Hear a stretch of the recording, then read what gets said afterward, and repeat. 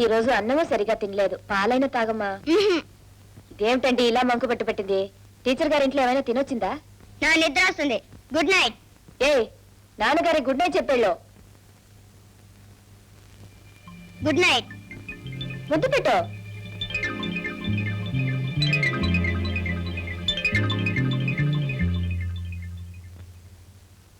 అబ్బాబ్బా, మీ అబ్బా కూతుళ్ళు ఇద్దరే.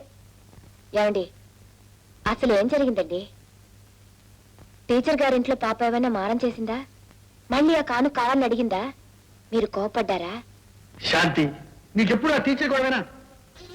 నన్ను కాసేపు ప్రశాంతంగా ఉంది.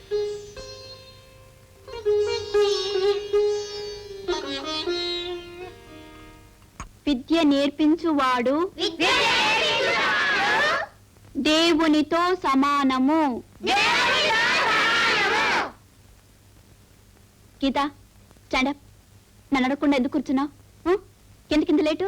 మా నాన్న రాత్రి నిద్రపోలేదు, పొద్దున్న లేవడం లేటు, టిఫిన్ తినడం లేటు, డ్రెస్ చేసుకోవడం లేటు, నేను కారులో దించడం లేటు, అన్ని లేటే. అందుకని నేను లేటు. లేటుగా వచ్చింది కాకుండా తలబిరుసుగా సమాధానం చెప్తున్నావా? సరే కూర్చో. విద్య నేర్పించువాడు దేవునితో సమానం అంటే పాఠాలు చెప్పే ఉపాధ్యాయుడు దేవునితో సమానం అని అర్థం. గీత, స్టాండప్. ఇప్పుడు నేను చెప్పింది చెప్పు. విద్య నేర్పించువాడు దేవునితో. దేవునితో పూర్తిగా చెప్పు. నేను చెప్పను. ఎందుకు చెప్పు? నాకు నచ్చలేదు. ఎందుకు నచ్చలేదు? మీరు కూడా నాకు నచ్చలేదు.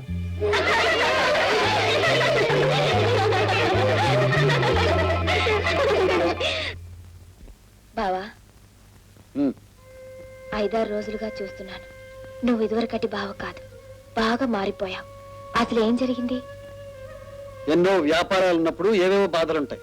నా బాధలకు నేను వదిలి. అదేమిటి బావా అలా మాట్లాడతావు? వదిలేయడానిక నీకు భార్యనైంది? చిన్నప్పటి నుంచి ఒకటిగా పెరిగావు. పెళ్ళైన ఈ 7 ఏళ్ళు ఎంతో సంతోషంగా గడిపాం. నీ అర్ధాంగిక సుఖ సంతోషాలు అనుభవించిన దాన్ని నీ కష్టాల్లో కూడా పాలు పంచుకోవాలి కదా. శాంతి, ఊరికే నన్ను విసిగించిన ప్రాణం నీకు. బావా, ఇంతవరకు ఏ విషయం నా దగ్గర దాచలేదు, కానీ ఇప్పుడు ఏదో దాచుకుని బాధపడుతున్నావు. బిడ్డతోనో నాతోనో కూడా సరిగా ఉండలేకపోతున్నావు. చూడు బావా, మగవాడికి సహజంగా ఉండే బలహీనత నీలోనూ ఏర్పడితే చెప్పు, నేను నిన్ను అర్థం చేసుకోగలను. నువ్వెప్పుడు నా వాడివి. ఏ బావా, ఇప్పుడు నీకు వేరే అమ్మాయి మీద ఏమైనా మనసు మళ్ళిందా? శాంతి, అవే మాటలు.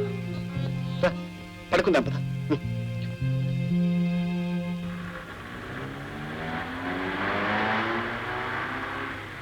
డ్రైవర్, కారాపు. రూపా, ట్యూషన్కి రావటం మళ్ళీ మానేశారు ఎందుకని? అది లేదు ఇది లేదు. మీ వ్యవహారం చూస్తుంటే మీ మక్కామే మా ఇంటికి మార్చవలసి వచ్చేటట్టుంది. ఎక్కండి. ఎక్కమ్మా.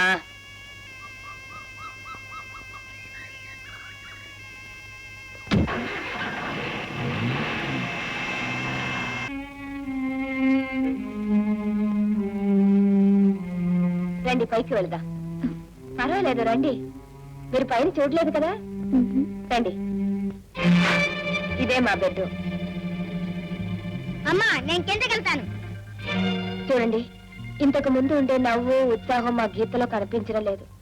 కారణం ఏంటో చెప్పనట్టుంది. ఏమైందో మీరైనా అడగండి. గీత, ఎందుకని అదోలా ఉన్నా? నాకు అబద్ధం చెప్పడం ఇష్టం లేదు. నిజం చెప్పు. నీ దగ్గర నిజం చెప్పడం ఇష్టం లేదు. పెద్దవాళ్ళని అలా మాట్లాడొచ్చా? అమ్మా, నువ్వు కూడా దీంతో మాట్లాడొద్దు. ఎందుకండి పాపం పసిపిల్లని అలా కొడతారు? లేకపోతే ఏమిటండి ఆ వాగుడు? చూడండి, గీత తరపున నేను క్షమాపణ చెప్తున్నాను. అది ఎందుకు ఇలా మారిపోయిందో నాకు అర్థం కావడం లేదు. పిల్లలు ఈ రోజు ఉన్నట్టు రేపు ఉండరండి. ఎంతో మంది పిల్లల్ని కనీ పెంచినట్టు చెప్తున్నారే. నేను కనకుండానే పిల్లలకి తల్లిని కావాలని దేవుడు రాశాడు. మీరు నా తోపుటు లాంటి వారు. నన్ను అపార్థం చేసుకోకండి. ఇంత అందం, చదువు, గుణం అన్నీ ఉండి కూడా మీరు పెళ్లి చేసుకోపోవడానికి కారణం? దానికి నేను నోచుకోలేదనుకుంటాను. ఒకప్పుడు నేను కూడా నా జీవితంలో వివాహం అనే శుభకార్యం జరగదేమోనని అనుకున్నాను. కానీ సరిగ్గా ఆ సమయానికి ఓ త్యాగశీలి, నా వరకు ఆమె పుణ్యవతి కూడా, తన మనసు మార్చుకుని నాకు మా బావకు పెళ్లి జరగడానికి సహాయపడింది. ఇలాగైతేనే మీరు ఆనందంగా ఉన్నారు. అది నాకెంతో తృప్తిగా ఉంది. మీరన్నట్టు ఇంతవరకు నా జీవితం సంతోషంగానే సాగింది. కానీ కొన్ని రోజులుగా మా సంసారంలో చిన్న సంక్షోభం ఏర్పడింది. అది ఎక్కడ ప్రణయంగా మారుతుందో అని భయంగా ఉంది. ఇప్పుడు మా వారు ఇదివరకటిలా ఉండడం లేదు. ఎప్పుడూ ఏదో ఆలోచిస్తూ ఉంటారు. దానికి ఒక్కటే కారణమని నా అభిప్రాయం. ఏమిటంటే, ఒకవేళ తాను ప్రేమించిన అమ్మాయిని మళ్ళీ కలుసుకున్నారేమోనని. ఒకప్పుడు వాళ్ళిద్దరికీ వివాహం అంటూ జరిగితే నా జీవితాన్నే అర్పిద్దామని అనుకునేదాన్ని. కానీ ఇప్పుడు అదంత సులభం అనిపించడం లేదు కదా. అవును, ఇప్పుడు నా ప్రాణం పోయినా సరే వారిని వదులుకోలేను. ఆ అమ్మాయిని కాదని మిమ్మల్ని పెళ్లి చేసుకోవటానికి ఏదో ఒక బలమైన కారణం ఉండి ఉంటుంది. అందువల్ల మళ్ళీ ఆ అమ్మాయిని చూడడం తిరిగినా వారి మనసు మారదులేండి. లేదండి, నా ఉద్దేశం ఆమె చెడ్డదని కాదు. ఆమె రాసిన ఉత్తరం చూసినప్పుడల్లా ఆమె దేన్నో దాచిపెట్టి ఈ త్యాగం చేసింది అనుకుంటాను. మీ జీవితంలోనే కల్లోలం సృష్టించాలనుకున్న అమ్మాయి మీద మీకెంత సదభిప్రాయం ఉందండి. అదొక్కటే చాలు. మీరు అనుకున్నట్టు అమ్మాయి త్యాగమే చేసుంటే మీ జీవితంలోకి ఎప్పుడు అడ్డురాదు. మీతో మనసారి మాట్లాడుతుంటే నాకెంత ఆనందంగా ఉందో తెలుసా. నాకు ఈ జీవితాన్ని ప్రసాదించిన అమ్మాయి రాసిన ఉత్తరం నేను జాగ్రత్తగా దాచిపెట్టాను. నేను వెళ్ళి తీసుకొస్తాను. మీరు చదివి ఆ అమ్మాయిని గురించి అభిప్రాయం చెప్పండి. వద్దులేండి, ఇంకోసారి వచ్చినప్పుడు చూస్తాను. ఒక్క నిమిషం, పూజ గదిలో ఉంది, ఇక్కడే ఉండండి, తీసుకొస్తాను. భగవంతుడా, ఏమిటి పరీక్ష? శాంతి, శాంతి, గీతకి ఎడుతుంది. ఎందుకు దాని రాకుండా? నీకు కావాల్సిన నిజం ఏమిటో నేను చెప్తాను. మన పెళ్లికి ముందు నేను ఒక అమ్మాయిని ప్రేమించానని చెప్పాను. ఆ అమ్మాయిని మళ్ళీ కలుసుకున్నాను. ఆ అమ్మాయి ఎవరో కాదు, మన గీత టీచర్. ఓ, నేను ఆమెను పూర్తిగా మర్చిపోయలేకపోయాను. అందుకే ఆ అమ్మాయిని కలుసుకోవడానికి నేను గీత ఆమె ఇంటికి వెళ్ళాను. మేమిద్దరం మాట్లాడుతుండగా గీత చూసింది. ఎందుకు? దాని మనసు చివుక్కుమంది. ఆ సంగతి నీతో చెప్పవద్దని గీతతో చెప్పాను. అందుకని అది దాచుకోలేక, విప్పి చెప్పలేక నానాయాతన పడుతుంది. పాపం చిన్నపిల్లగా దానికే తెలుసు.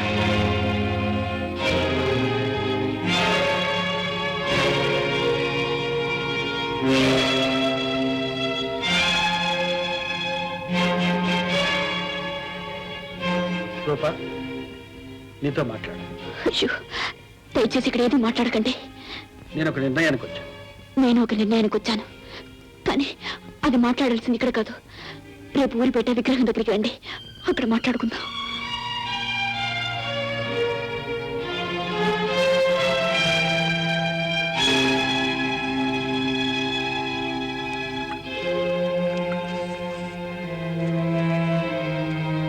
ఈ లెటర్ ఇక్కడికి ఎలా వచ్చింది? అమ్మా, నా మీద కోపమా? లేదమ్మా, లేదు. ఇప్పుడు నాకు అసలు కోపమే రావటం లేదు. నువ్వు పడుకోమ్మా. అమ్మా, నా భయంగా ఉంది. నన్ను ఒంటరిగా వదిలి వెళ్ళొద్దమ్మా. చూడమ్మా, ఒంటరితనానికి చీకటికి భయపడకూడదు. నేను లేకపోయినా నువ్వు ధైర్యంగా ఉండాలి. నీ మీదే తన ప్రాణాలన్నీ పెట్టుకున్న మీ నాన్నగారు ఉండగా నీకెందుకు భయం? చూడు, నువ్వు మంచి పిల్లవ అనిపించుకోవాలి. ఎవరి మనసుని నొప్పించినట్టు మాట్లాడకూడదు. ఎవరికి కష్టం కలిగించకూడదు. నీ పనులన్నీ నువ్వే చూసుకుంటూ ఉండాలి. ఎందుకమ్మా ఈ రోజు నువ్వు ఇట్లా మాట్లాడుతున్నావు? నన్ను వదిలి ఏ ఊరైనా వెళ్తావా? లేదమ్మా. అమ్మా, నీ మాటలు ఏంటంటే నాకేదో భయంగా ఉందమ్మా. ఈ రోజు నువ్వు నా పక్కనే పడుకోమ్మా. అలాగేనమ్మా, నువ్వు త్వరగా నిద్రపో, పడుకో.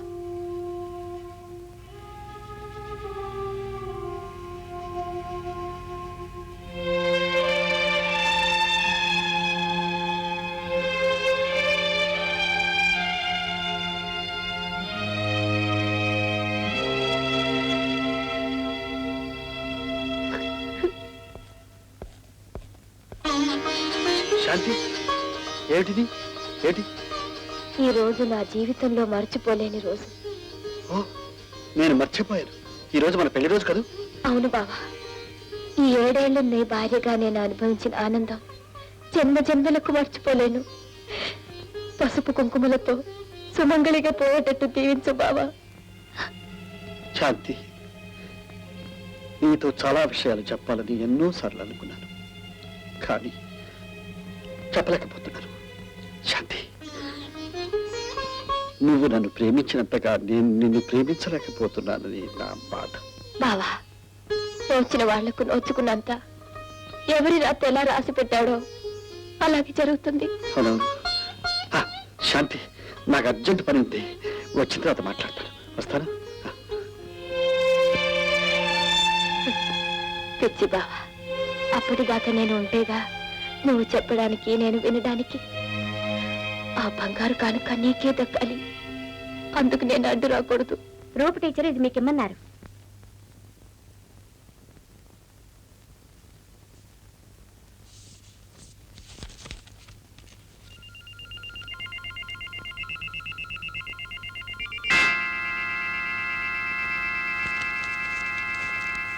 రూపా, ఆ రాయి ఇంకా దేవుడిని నమ్ముతున్నావా? జీవితంలో ఓడిపోయిన వాళ్ళు దేవుణ్ణి నమ్మక తప్పదు. ఎవరు ఎవరు ఓడిపోయింది?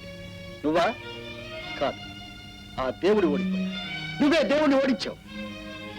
మనిషిని, మనసును, అన్నింటినీ ఓడించావు. 7 ఏళ్ల క్రితం ఇక్కడే మనిద్దరం కలుసుకున్నాం. కలకాలం కలిసి జీవించాలని, ఒకటిగా మరణించాలని ప్రమాణం చేసుకున్నాం. ఆ ప్రమాణాన్ని ఒకే రోజులో ఒకే ఉత్తరం ముక్కతో పటాపంచలు చేశావు. అందుకే ఆ దేవుడు ఏమీ చేయలేక రాయిలాగానే ఉండిపోయాడు. అయినా మిమ్మల్ని చల్లగా చూశాడు, ఇంతవారిని చేశాడు. చేశాడు, కానీ ఒకటే చేయలేకపోయాడు. రూప, ప్రేమ గెలిస్తే జ్యోతి, ఓడిపోతే నిప్పు. నా ప్రేమ నిప్పులా మిగిలింది. నివురుగప్పి నా గుండె మూలంలో ఎక్కడో దాగి ఉంది. నన్ను ఇంకా దహిస్తూనే ఉంది. దాన్ని ఏ దేవుడు అర్పలేకపోయాడు. నాకు ప్రాణం పోసిన శాంతి మీద, నా ప్రాణానికి ప్రాణమైన గీత మీద నాకున్న ప్రేమైనా దాన్ని అర్పుతుందనుకున్నా. అది వీలు కాలేదు. ఇన్నాళ్ళు నిన్ను మరవగలిగాననే ఆత్మవంచనతో అబద్ధపు బ్రతుకు బ్రతికాను. నువ్వు వచ్చావు. ఆ అబద్ధం బద్దలై ఆ నిప్పు మహాజ్వాలగా మారే పరిస్థితి ఏర్పడింది. నీ మూలంగా పసిపాప మనసులో అనుమానం, ఆ కారణంగా ప్రశాంతమైన జీవితంలో, మా సంసారంలో అశాంతి, దుర్భరం అయిపోయింది. ఇది ఇలా సాగకూడదు. దీనికో ముగింపు కావాలి. అవును, ఆ ముగింపు కోసమే మిమ్మల్ని ఇక్కడికి రమ్మన్నాను. మన ప్రేమ నిప్పుగా మారిందని, అది ఇప్పటికీ ఆరిపోలేదని, మీ గుండెల్లో ఎక్కడో దాగి మిమ్మల్ని ఇంకా దహిస్తుందని మీరు అన్నారు. ఏ నమ్మలేవా? నమ్ముతాను, కానీ అది మీ ఒక్కరికే కాదు, నాదే మనసేనని, నాదే ప్రేమనని నేను అగ్నిగుండాన్ని గుండెల్లో మోస్తున్నానని చెప్తే మీరు నమ్మరు. ఈ 7 ఏళ్లు మీకు సకల సంపదలతో చక్కని సంసారంతో గడిచింది. కానీ నాకు కడగళ్లతో, కన్నీటితో ప్రతి క్షణం కాలిపోతూ గడిచిందంటే మీరు నమ్మరు. అలాగే గడిచిపోతే చివరికి ఎవరు గుర్తుపట్టలేని పూర్తి కుప్పగా మిగిలిపోయేదాన్ని. కానీ విధి కొత్త ఎత్తి వేసింది. మీరున్నారని తెలిస్తే అసలు నేను ఇక్కడికి వచ్చేదాన్ని కాను. తెలియక వచ్చాను, అనుకోకుండా కలుసుకున్నాం. మీ ప్రశాంతమైన జీవితంలో కల్లాలో రాకముందే వెళ్ళిపోవాలని నిర్ణయించుకున్నాను. ఉద్యోగానికి రాజీనామా ఇచ్చాను. కారణం తెలియని ప్రిన్సిపల్ గారు బలవంతు పెట్టి ఆపారు. కారణం చెప్పలేని నేను ఆగిపోవాల్సి వచ్చింది. కానీ కాగటానికి వెళ్ళలేదు. ఈ నాటకం ముగిసిపోవాలి. నేను ఒక నిర్ణయానికి వచ్చాను. ఏమిటా నిర్ణయం? నేను మీ జీవితాన్ని నాశనం చేశాను అన్నారు. ఆ పాపానికి నిష్కృతి చేసుకోవటానికి నేను సిద్ధంగా ఉన్నాను. అంటే ఏం చేయాలి? ఈ క్షణం ఇక్కడికిక్కడే ఉన్న మనిషిని ఉన్నట్టే అన్నీ వదులుకొని, అందరినీ వదులుకొని మీతో రావటానికి సిద్ధంగా ఉన్నాను. మీరు అలా వచ్చేస్తారా? రూపా, నా కోసం మీ భార్య బిడ్డల్ని, పేరు ప్రతిష్టల్ని, సర్వస్వాన్ని వదులుకొని వచ్చేస్తారా? రూపా, 7 అడుగులతో ముడి వేసుకుని 7 ఏళ్లుగా పెన వేసుకున్న మీ బంధాన్ని తెంచేసుకుని వచ్చేస్తారా? రూపా, ఏమిటి నువ్వు అంటున్నది? ఇది నా నిర్ణయం. ఈ ప్రపంచం ఏమనుకున్నా పర్వాలేదు, నా బాధ్యతలు, బంధాలు ఏమైపోయినా పర్వాలేదు. నేను ఈ క్షణం మీదానైపోతాను. మీరు నా వారవుతారా? మీరు నన్ను ఇంకా ప్రేమిస్తున్నారని, నన్ను మర్చిపోలేకుండా ఉన్నారని రుజువు చేసుకుంటారా? చెప్పండి. మీరు చెప్పే సమాధానం మీద అందరూ భవిష్యత్తు ఆధారపడింది. రూపా, నీకేమన్నా మర్చిపోయిందా? లేదు, మతుండి అడుగుతున్నాను. మీ భార్య బిడ్డలను వదులుకొని నాతో వచ్చేస్తారా? నన్ను మీ భార్యగా స్వీకరిస్తారా? అసంభవం. నువ్వు కోరుతున్నది అన్యాయం, అమానుషం. ఇది ప్రేమ కాదు, త్యాగం అంతకన్నా కాదు. నేను ఎవరినైనా వదులుకోగలను, దేన్నైనా పోగొట్టుకోగలను. కానీ నా శాంతిని, గీతను వదులుకోలేదు. వాళ్ళే నా ఐశ్వర్యం, ఆనందం, నా సర్వస్వం వాళ్ళే. రమేష్, ఇదే ఇదే నేను కోరుకున్నది. ఏ మాట నేను వినాలనుకున్నది. మంచి మనసున్న నా రమేష్ ఎక్కడ అమానుషుడైపోతాడో నేను భయపడ్డాను. ఒకవేళ అదే జరుగుంటే ఇక్కడే నీ కళ్ళ ముందే రాతికి తల బాదుకుని నా ప్రాణం వదిలేదాన్ని.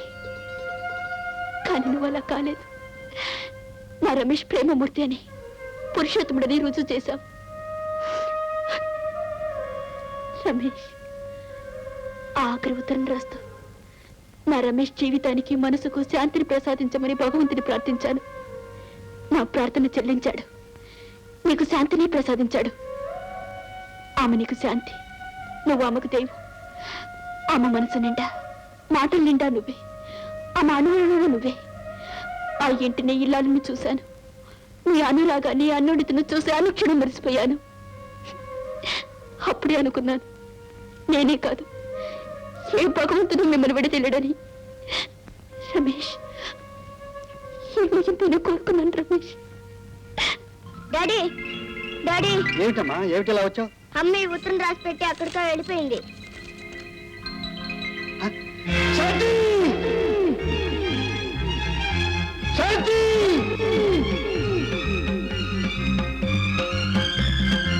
అమ్మా, ఆగమ్మా! శాంతి! ఆగు! శాంతి! ఆగు! శాంతి! శాంతి! అమ్మా! అమ్మా! శాంతి! శాంతి! ఆగు!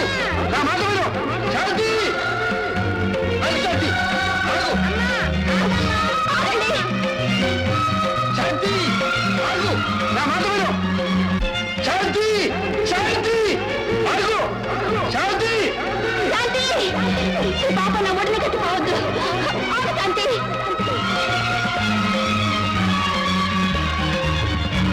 ఆగు, శాంతి! ఆగు! శాంతి! శాంతి! శాంతి! శాంతి! శాంతి! శాంతి! ఏమిటి అన్యాయం? చాలా ఆలస్యం అయితే అంత అర్థం జరిగేది. లేదండి, న్యాయం జరిగేది. 7 ఏళ్లకు పూర్వం జరిగిన అన్యాయానికి పరిహారం జరిగేది. నా జీవితానికే ఒక అర్థం, పరమార్థం ఏర్పడేది. శాంతి, మీరెంత అపార్థం చేసుకున్నారు. అపార్థం కాదు రూపా, యథార్థం. ఆయన నిన్ను ప్రేమించి పెళ్లి చేసుకోవాలనుకున్నారు. నన్ను పరిస్థితుల వల్ల చేసుకున్నారు.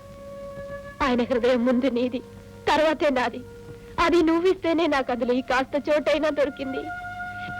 ఈ మాంగళ్యం నువ్విచ్చింది. ఈ 7 ఏళ్ళు అనుభవించిన ఈ జీవితం, ఈ ఐశ్వర్యం, ఈ ఆనందం అన్ని నీవే. నీ సొమ్ము నీకు తిప్పివ్వడం న్యాయం, ధర్మం. శాంతి, మీరు ఇచ్చినంత మాత్రాన అని నా వారవుతారా? ఆయన అప్పుడు, ఇప్పుడు, ఎప్పుడు నీ వారే రూపా. అదే పొరపాటు శాంతి. అది తెలుసుకోవడానికి క్షణం ముందు నేను. రమేష్, మీ భార్య బిడ్డను వదులుకొని నాతో రాగలరా? నా వారు కాగలరా అని అడిగాను. ఆయన ఏమన్నారో తెలుసా? రూపా, ఈ ప్రపంచంలో దేనైనా వదులుకోగలను కానీ నా శాంతిని, గీతను వదులుకోవడం అసంభవం అన్నారు. మీకు తెలియదండి, ఆయన ప్రాణం, దేహం, హృదయం అంతా మీరేనండి. శశి, రవి,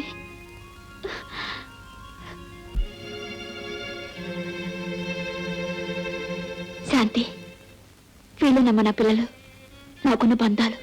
రూపా, వీడు నీ పిల్లల? అవును, పెళ్లి కాకుండానే కనకుండానే నేను తల్లినయ్యాను. ఈ పిల్లలకు తల్లిస్తానని వీళ్ళని పెంచే బాధ్యతను స్వీకరించాను. ఆ బాధ్యతను నిర్వర్తించడానికి నా ప్రేమను, భవిష్యత్తును, కోరికలను, కలలను అన్నిటినీ చంపుకున్నాను. ఏమిటమ్మా అంతా అయోమయంగా ఉంది? ఇంటికి వెళ్ళి ఉత్తరం రాస్తానని రమేష్తో చెప్పి మా ఊరు వెళ్ళినప్పుడే నాకు ఈ అయోమయ స్థితి ఏర్పడింది.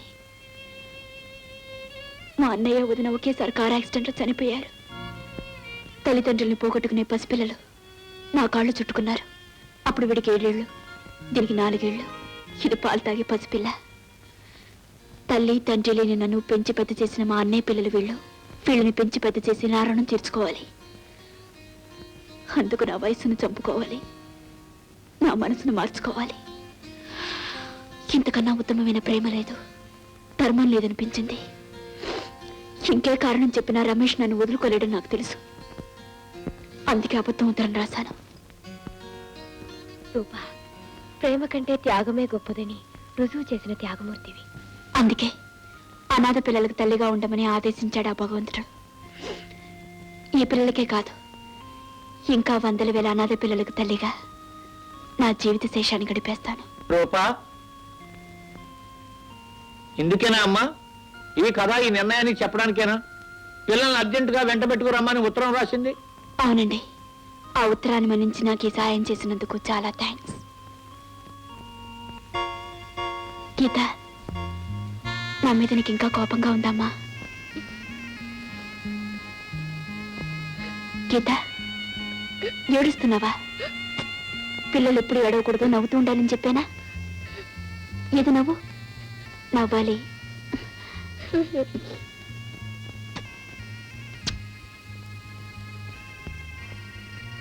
వస్తానండి.